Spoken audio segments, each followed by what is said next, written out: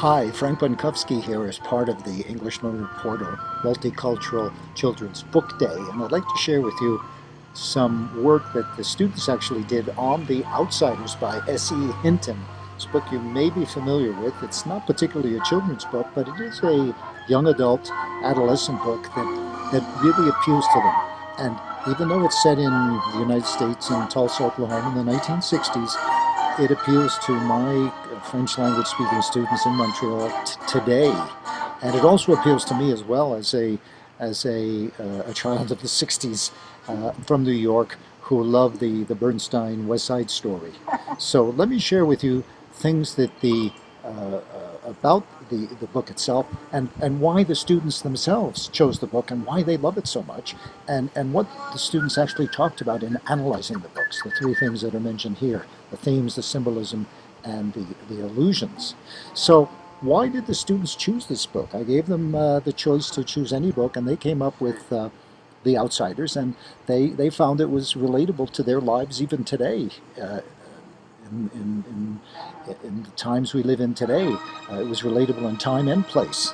And as I say, it's a classic theme of class conflict and loyalty that touch adolescents. Class conflict and loyalty are themes that run across countries and cultures and socioeconomic classes. And it's also a book that students found to be very colorful in language, imagery, symbolism, alliteration, and illusions. So students looked at one of the main themes, which has to do with class conflict, and which is something that appears in any socioeconomic situation in any society, and also loyalty, particularly among gang members. And gangs are a phenomenon that take place not only in cities but also in suburbs and in rural areas. So students can relate to that as well.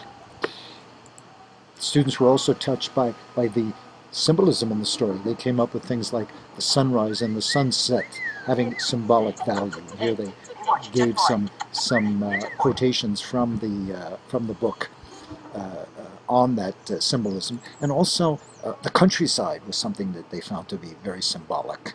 And here are some more citations from the book itself. They also found an allusion to Robert Frost's poem "Nothing Gold Can Stay," and as you see here,